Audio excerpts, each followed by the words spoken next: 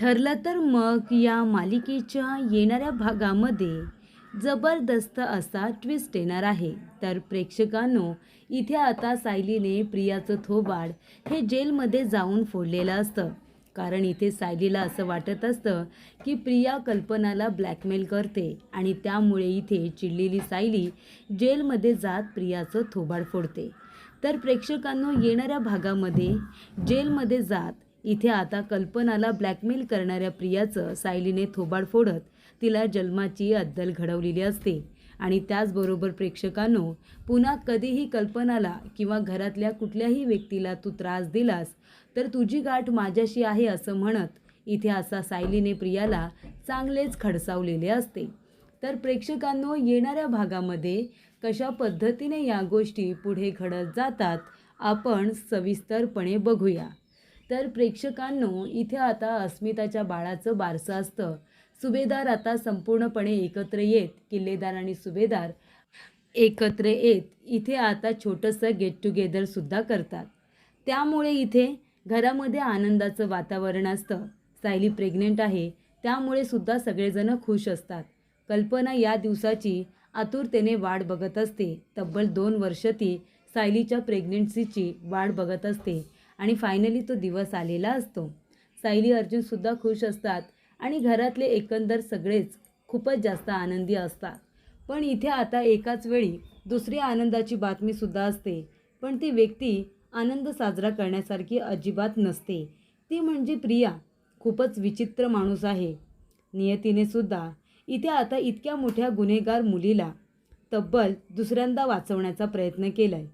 तिने इतके गुन्हे केलेले आपण बघितलेत. इतक्या व्यक्तींना तिने त्रास दिलेला आपण बघितलाय. पण तरीसुद्धा जेलमध्ये गेल्यानंतर आधी महिपतला फसवून बाहेर आली आणि आता प्रेग्नेंट असून बाहेर येणार की काय अशी भीती वाटायला लागली. कारण तिने कामच तसं केलेलं असतं. प्रियाने इथे इमोशनल ब्लॅकमेल करत जेलच्या बाहेर बसलेल्या हवालदार मॅडम यांना तिने आता रिक्वेस्ट केलेली असते, माझा निरोप तुम्ही सुभेदारपर्यंत पाठवा. सुभेदारांना कळू द्या की त्यांची सून ही प्रेग्नेंट आहे, त्यांच्या नातवंडाची आई होणार आहे. त्यामुळे तुम्ही फक्त एक काम करा, माझा निरोप तुम्ही सुभेदारांच्या घरी पोचवण्याचा प्रयत्न करा. माझ्या सासूबाई आहेत, माझ्या सासूबाईंना तुम्ही हा निरोप पोचवा की तुमची सून आई होणार आहे, तुम्ही आजी होणार आहात. तेव्हा ती म्हणते की 8-10 दिवस लागतील, 15 दिवससुद्धा लागतील, लगेच काही तुझा निरोप पोचणार नाही आहे. तेव्हा प्रिया म्हणते, असं काय करताय तुम्ही, बाळाची मावशी आहात ना. एका प्रेग्नेंट बाईसाठी किती महत्त्वाची गोष्ट असते की तिच्या कुटुंबियांना ही आनंदाची बातमी कळावी. आणि आता मी इथे त्यांना ही बातमी सांगण्यासाठी खूपच जास्त उत्सुक आहे आणि तुम्ही नकार का देताय. असं करू नका. तुम्ही बाळाची मावशी आहात ना. प्लीज प्लीज आजच्या आज किंवा उद्या तुम्ही ही बातमी माझ्या घरच्यांपर्यंत पोचवा. इथे कल्पना सुभेदार यांच्यापर्यंत ही बातमी पोचवा. तेव्हा ती म्हणते, काय गं, तू मागच्या जन्मात काय नाटकात काम करायचीस का. कसं नाटक करतेस गं तू. तेव्हा प्रिया म्हणते, नाही नाही ताई, अहो मी नाटक कुठे करते. तुम्ही खरंच माझ्या बाळाच्या होणाऱ्या मावशी आहात. तेव्हा मी तुम्हाला विनंती करते की तुम्ही फक्त माझा हा निरोप माझ्या घरच्या लोकांपर्यंत पोचवा. तेव्हा ती म्हणते, बरं बरं ठीक आहे, तुझी ही चिठ्ठी आहे ना ती सगळ्यात वरती ठेवते, म्हणजे सगळ्यात आधी तुझी चिठ्ठी जाईल. तेव्हा ती म्हणते, थँक्यू सो मच. आणि जेव्हा हवालदार मॅडम तिथून निघून जातात तेव्हा प्रिया लगेच काय म्हणते की मला इथून बाहेर तर पडू दे. तुझ्यासारख्या बाईला मी माझ्यासमोर उभीसुद्धा करणार नाही. म्हणजे इथे रस्सी जळली पण रस्सीचा पीळ काही गेला नाही, तशी गत आता प्रियाची झालेली असते. इतकी कारस्थानं केली तरीसुद्धा सुधारण्याचं नाव काही ती काढत नाही. एका पाठोपाठ एक गुन्हे ती करतच राहिलेली आहे.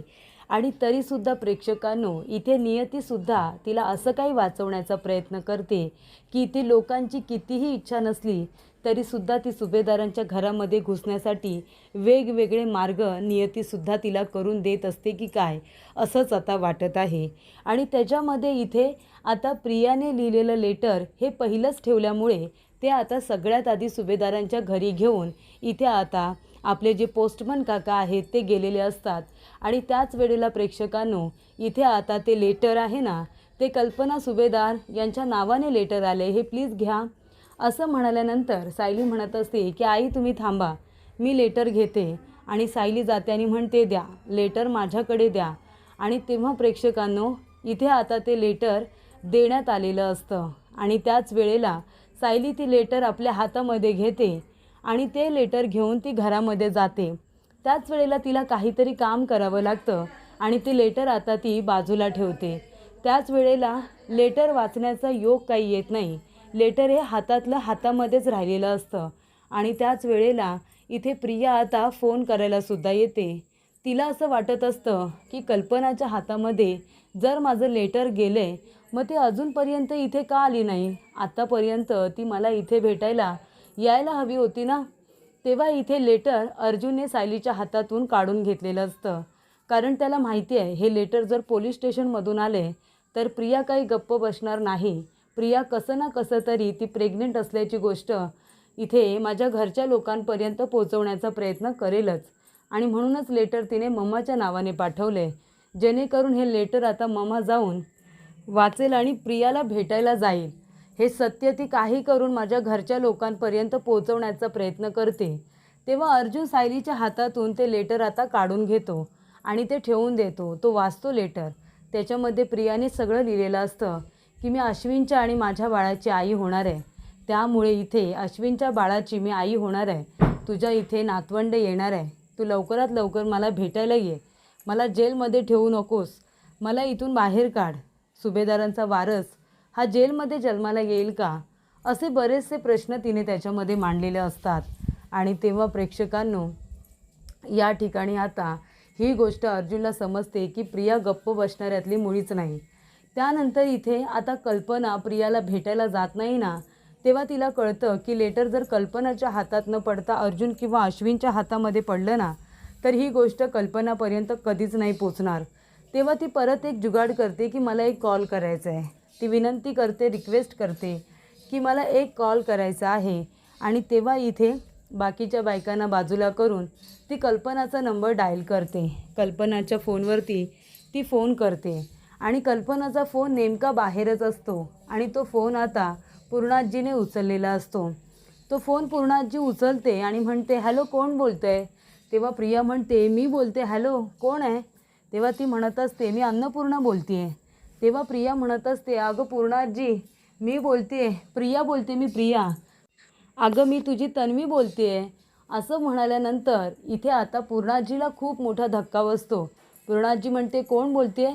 ती म्हणते, अगं मी प्रिया बोलते आहे. अगं मी गरोदर आहे, गरोदर. मी प्रेग्नेंट आहे. अश्विनच्या बाळाची मी आई होणार आहे. असं म्हणाल्यानंतर पूर्णाजीला धक्का बसतो. पूर्णाजीला भुरळ येते, तिला चक्कर येते आणि इथे आता ती जमिनीवरती कोसळलेली असते, सोप्यावरती पडते. तेव्हा सगळ्यांना वाटतं की पूर्णाजीला काय झालं. सगळेजण धावत पळत पूर्णाजीच्या दिशेने येतात. पूर्णाजीचा फोन आता खाली पडलेला असतो, तो कल्पनाचा फोन असतो. आणि तेव्हा इथे सायली वगैरे सगळेजण धावत पळत येतात. तेव्हा इथे सायली म्हणत असते की जेव्हा पूर्णाजीने आईंचा फोन उचलला त्याच्यानंतरच त्याला चक्कर आली. मग आईंचा फोन नक्की उचलल्यानंतर बोलत तरी कोण होतं याची चौकशी सायलीला करायची असते. इथे आता पूर्णाजीला तिच्या रूममध्ये घेऊन जातात. अश्विन चेक वगैरे करतो. अश्विनने पूर्णाजीला आराम करायला सांगितलेलं असतं. नंतर इथे पूर्णाजी जेव्हा बोलत असते तेव्हा तिच्या लक्षात काहीच राहिलेलं नसतं. ती फक्त म्हणत असते की खूप चुकीचं काहीतरी घडलं आहे आणि ते मी ऐकलं आणि म्हणून मला चक्कर आली. तेव्हा सायली काय करते, सरळ त्या नंबरवरती फोन करते आणि फोन लागलेला असतो पोलीस स्टेशनला. तेव्हा सायली म्हणते, सुभेदारांच्या घरी कुणी फोन केला होता? तेव्हा इथे पोलीस स्टेशनमधून सुभेदारांच्या घरी प्रियाने फोन केला होता हे सांगितलं जातं. आता प्रियाच गेली इथून बोलून. तेव्हा सायलीला कळतं की प्रियाने काहीतरी इथे सांगितलेलं आहे असं, जे खरं तर पूर्णाजीने ऐकून तिला चक्करच आली.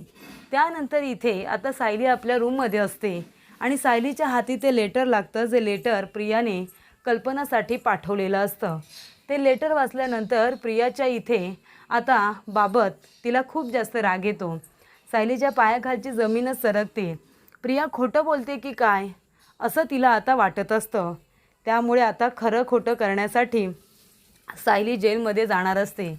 कारण प्रियाने संपूर्ण लेटरमध्ये लिहिलेलं असतं की पूर्णाजी, अगं मी तुझी इथे तन्वी बोलते, तन्वी असं आता म्हणालेली असते. तेव्हा पूर्णाजी म्हणत असते की की तन्वी घरामध्ये आहे, मग मला कॉल कुणी केला होता.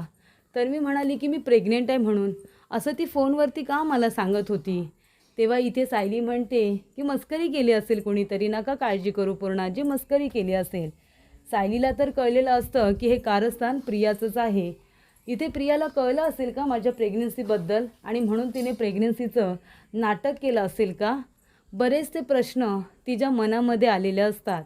आणि त्यानंतर इथे सायली लगेचच कॉल करते आणि मग तिथे आता ती भेटायला जाते.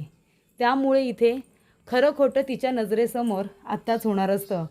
तेव्हा इथे सायली जाते जेलमध्ये प्रियाला भेटायला. तेव्हा प्रिया म्हणत असते, सायली आलीस तू? सायली तू आलीस ना, मला वाटलेलंच. तुला सत्य समजल्यानंतर तू मला भेटायला नक्की येशील.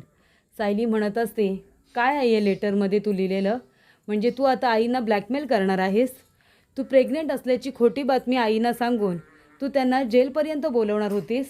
इतकी खालच्या पातीला कशी काय प्रिया गेलीस तू? आत्तापर्यंत सगळ्यांना त्रास दिलास तरीसुद्धा तू शांत बसली नाहीस. तुझी त्रास देण्याची सवय अजून गेली नाही आहे का गं?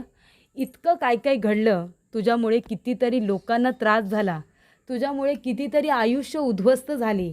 आमच्यासारख्या आश्रमामध्ये राहणारे लोक रस्त्यावरती आले एका पॉईंटला, आणि तू अजूनही सुधारली नाहीसच ना, आणि तू कधी सुधारणार देखील नाहीस. जेलमध्ये तुला तुझ्या कर्मांमुळे तुला शिक्षा मिळाली आणि म्हणून तू जेलमध्ये आली आहेस. याच्यापेक्षा कितीतरी मोठी शिक्षा तुला मिळायला हवी होती, पण तरीसुद्धा तू काही सुधारली नाहीसच. तेव्हा इथे आता लगेच प्रिया काय म्हणते, अगं मी खोटं बोलत नाही आहे सायली, मी खरंच सांगते मी प्रेग्नेंट आहे. प्रिया इथे आता खोटं बोलते असं सायलीला वाटतं. ती म्हणते की तुला जेलमध्ये राहायचं नाही आहे, तुला जेलमधून बाहेर पडायचं आहे, म्हणून तू प्रेग्नन्सीचं नाटक करून हे पत्र आईंपर्यंत पाठवलं, जेणेकरून आई इमोशनल होतील आणि तुला जेलमधून बाहेर काढशील ना. पण प्रिया काहीही झालं ना तरीसुद्धा तू जेलमध्येच राहायचं, कारण तीच तुझी शिक्षा असणार आहे.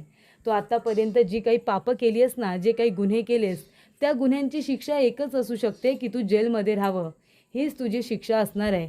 त्यामुळे यापुढे लक्षात ठेव, जर पुन्हा तू इथे काहीही केलंस ना, पुन्हा तू इथे आम्हाला लेटर लिहिलेस किंवा सत्य जरी ते असेल ना, आम्ही तुझ्यासारख्या खोटाड्या मुलीवरती विश्वास नाही ठेवणार. का विश्वास ठेवायचा? लहानपणापासून आत्तापर्यंत तू एकदा तरी खरं बोलली आहेस का? खरं बोलणं कसं असतं, किती चांगलं असतं हे तुला माहिती तरी आहे का? अजिबात नाही. त्यामुळे आता काहीही झालं ना तरीसुद्धा तुझ्या ह्या खोटाड्या बोलणारा आम्ही फसणार नाही. आईंना जरी हे कळलं असतं ना तरी आई लगेच तुला धावत पळत इथे भेटायला आल्या असत्या, कौतुकाने तुला मिठी मारायला आल्या असत्या, असं समजू नकोस. आणि पुन्हा असं घाणेरडं कृत्य जर तू केलंस आणि माझ्या साध्या भोळ्या आईंना फसवण्याचा प्रयत्न केलास, त्यांना प्रेग्नन्सीच्या नावाखाली ब्लॅकमेल केलंस ना, तर माझ्यापेक्षा वाईट कोणीही नसेल, लक्षात ठेव.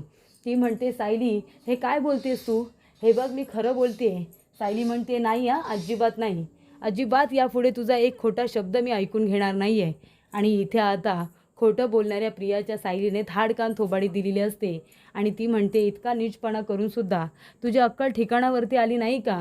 अगं जेलमध्ये आलीस तू, जेलमध्ये तरीसुद्धा खोटं बोलण्याची तुझी सवय गेली नाही. तुझ्या नजरेमध्ये मी बघते ना, जरी पण तू खरं बोलत असलीस ना तरी तुझी नजर इतकी क्रूर आहे ना की अजूनही सुधारण्याचं तू काम करत नसशील. सुधारण्याची तुला सवयच नाही आहे. जरी पण आनंदाची बातमी दिलीस तरीसुद्धा त्याच्यामध्ये कसं स्वतःची बाजू साधून घ्यायची एवढं फक्त चांगलं जमतं तुला. हेच तू आत्तापर्यंत करत आली आहेस ना. अश्विन भाऊजी त्याचबरोबर सगळे सुभेदार हे खूपच जास्त साधे भोळे आहेत गं, इमोशनल आहेत बिचारे. तू काय म्हणत होतीस? हो फसवलं मी तुम्हाला सगळ्यांना. इतके मोठमोठे नावाजलेले वकील आणि सगळ्यांना तू फसवलंस का माहिती आहे? कारण ते सगळेजण प्रेमळ आहेत. अगं इमोशनल आहेत गं बिचारे. तुझ्यासारखे कपटी नाही आहेत ना ते डोक्याने विचार नाही करत, ते मनाने विचार करतात. आणि 20 वर्ष, तब्बल 20 वर्ष ते तन्वीची इतकी आतुरतेने वाट बघत होती की तू आलीस आणि त्यांच्या भावनांशी खेळलीस, हे सुद्धा त्यांना कळलं नाही गं. तन्वी म्हणून आलीस आणि त्या सगळ्यांनी तुला इथे डोक्यावरती बसवलं एखाद्या राणीसारखी, आणि तू काय केलंस गं? सगळं काही पायदळीत तुडवलंस, बरोबर ना? त्यांच्या भावना ठेचून टाकल्यास, अगं जरी पण तू त्यांची तन्वी नव्हतीस तरीसुद्धा तन्वीसारखी वागली असतीस ना, थोडीफार चांगली वागली असतीस तरीसुद्धा सगळेजण तू खरी आहेस की खोटी हे विसरून तुला त्यांनी आपल्या जवळच घेतलं असतं, जसं की मला घेतलं आहे, असं सायली आता प्रियाला म्हणते. आणि पुन्हा जर आईंना असं पत्र लिहून ब्लॅकमेल केलंस तर माझ्यासारखी वाईट मीच, असं म्हणून इथे सायली प्रियाचं थोबाड फोडत आता जेलमधून बाहेर पडते.